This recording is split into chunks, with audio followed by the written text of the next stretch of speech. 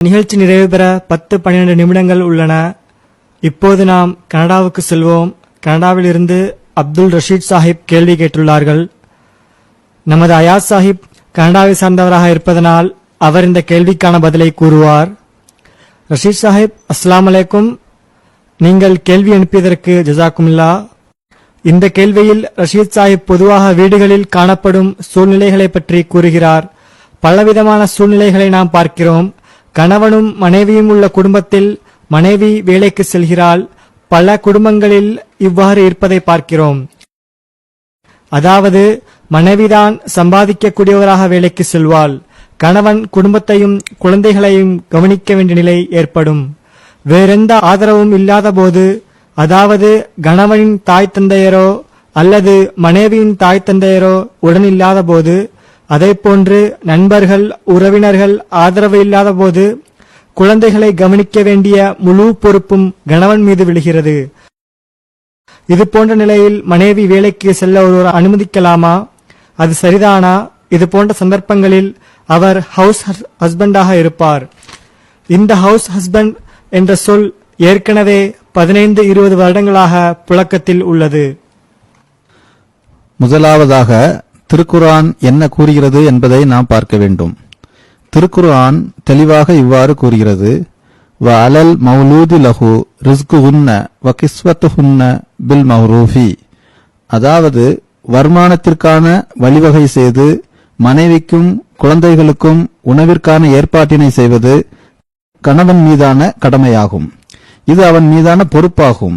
ஆணும் பெண்ணும் சமம் அல்ல என்ற தவறான கருத்தை நியாயப்படுத்துவதற்காக சிலர் ரிஜாலு கவ்வாமுன் அலன் நிசா, பெண்கள் மீது ஆண்கள் கண்காணிப்பவர்கள் ஆவார்கள் என்ற வசனத்தை எடுத்துக் கூறுகின்றனர். ஆனால் அது சரியல்ல. ஹஜ்ரத் 4வது கலிஃபத்துல் மஸீஹ் ரஹ்மத்துல்லாஹு அவர்கள் கூறினார்கள், இந்த வசனத்தில் ஆண்களை கவ்வாமூன் கண்காணிப்பாளர் என்று கூறியதன் காரணம் அவர்கள் குடும்பத்திற்கு உணவிற்கான ஏற்பாட்டினை செய்கின்றனர். அதற்காக காலையிலும் மாலையிலும் சில சமயம் இரவு வரை கூட உழைக்கின்றனர். இதன் காரணமாக அவர்கள் கண்காணிப்பாளர்கள் என்று கூறுவது நியாயமாகி விடுகிறது. மற்றபடி ஆண்களை பெண்கள் மீதான கண்காணிப்பாளர் என கூறுவதற்கு எந்த நியாயமும் இல்லை. எனவே வருமானத்திற்கான வேலை செய்வது என்பதை திருக்குர்ஆன் ஆண்கள் மீதான கடமையாக கூறுகிறது. ஆனால் சில வித்தியாசமான சூழ்நிலைகளும் ஏற்படலாம். டாக்டர் சாஹிப் கூறியது போன்று இஸ்லாம் பலவிதமான சூழ்நிலைகளுக்கும் சந்தர்ப்பங்களுக்கும் ஈடு கொடுக்கக்கூடியதாகும். இஸ்லாம் ஒரு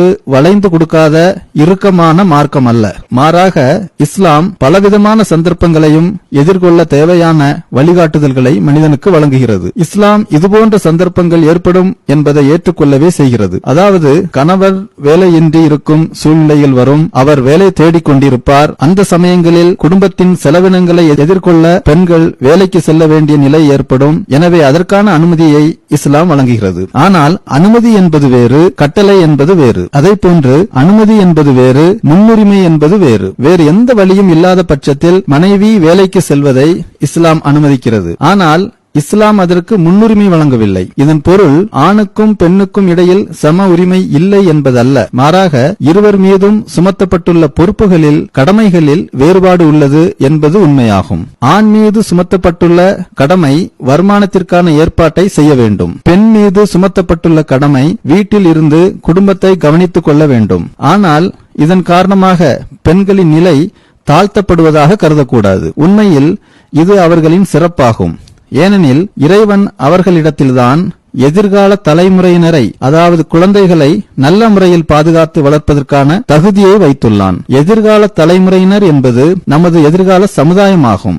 எனவே சமுதாயத்தை பாதுகாக்கும் பணி பெண்களிடம் தரப்பட்டுள்ளது. அது குழந்தைகளை தாய்மார்கள் நல்ல முறையில் வளர்ப்பதன் மூலம் நிறைவேறுகிறது. மருத்துவ உலகம் இதனையே கூறுகிறது. குழந்தைகள் மனதளவிலான வளர்ச்சியை, மன ஆரோக்கியத்தை தந்தையை விட தமது தாயிடமிருந்தே அதிகமாக பெற்றுக் கொள்கின்றன. எனவே இதுவே இஸ்லாமிய போதனையின் ஞானமாகும். இது தொடர்பாக ஒரு சுவையான தகவல் ஒன்றை நான் படித்தேன். ஒரு சமூக பொருளாதார ஆய்வின் அடிப்படையில் தெரிய வருவது என்னவென்றால், குழந்தை பள்ளிக்கூடத்தில் சேருவதற்கு முன்னர் வேலைக்கு செல்லும் தாய்மார்களின் குழந்தைகள் மன வளர்ச்சி குறைந்து காணப்படுகிறது. மேலும் அவர்களது புரியும் திறனும் குறைவாக உள்ளது. எனவே தாய்க்கும் குழந்தைக்கும் இடையில் இறைவனே ஏற்படுத்தியுள்ள இந்த மனதளவிலான உறவு பிரிக்கப்படக்கூடாது. கணவர் வேலை பார்த்தாலும் மனைவி வேலைக்கு செல்வதால் அதிக வருமானம் கிடைக்குமே, அது நன்மைதானே என சிலர் கூறலாம். ஆனால் அது பொருளாதாரத்தின் அடிப்படையில் நன்மை பயக்கக்கூடியதுதான். ஆனால் எனது தாழ்மையான கருத்து என்னவென்றால், அப்பாவி குழந்தைகளுக்கு அது நன்மை பயப்பதாக அமையாது என்பதாகும். ஏனெனில் மிகவும் சிறு வயதில் தாயிடமிருந்து கிடைக்க வேண்டிய மன ஆரோக்கியம் குழந்தைக்கு கிடைக்காமல் போய்விடுகிறது. எனவே ஒரு தாய் வீட்டில் இருந்து கொண்டு அல்லாஹ் அவளிடம் சுமத்தியிருக்கும் இந்த பொறுப்பை சரிவர செய்வதன் மூலமே சிறந்த சமுதாயம் அமைய முடியும். ஆனால் ஏற்கனவே குறிப்பிட்டபடி விதிவிலக்கான சந்தர்ப்பங்களின் போது பெண்கள் வேலைக்கு செல்வது அவசியமானால் இஸ்லாம் அதனை தடுக்கவில்லை. டாக்டர் சாஹிப், தற்போது நீங்கள் கூறுங்கள், அதாவது ஒருவரது வாழ்வில் அவர் ஆணா பெண்ணா என்பதை பொறுத்து சில விஷயங்களில் முதன்மையான பொறுப்பும் சில விஷயங்களில் இரண்டாவது பட்ச பொறுப்பும் உள்ளது. பொதுவாக குழந்தை வளர்ப்பில் பெற்றோர் இருவருக்குமே பொறுப்புள்ளது. நமது அயாஸ் சாஹிப் குறிப்பிட்டது போன்று குழந்தைகள் அவர்களது இளம் வயதில் பெற்றோரின் சரியான பராமரிப்பில் வளர்ந்தால்தான் மிகச்சிறந்த எதிர்கால சமுதாயம் அமையும் என்பதை ஆய்வுகள் தெரிவிக்கின்றன. குழந்தை வளர்ப்பில் தாயின் பங்கும் தந்தையின் பங்கும் ஒன்றையொன்று தழுவியதாக இருக்க வேண்டுமே தவிர ஒன்றையொன்று எதிர்ப்பதாக இருக்கக்கூடாது. தாய் தந்தை இருவருக்குமே குழந்தையை சிறந்த முறையில் வளர்ப்பதில் தமது பங்கை செலுத்துகின்றனர்.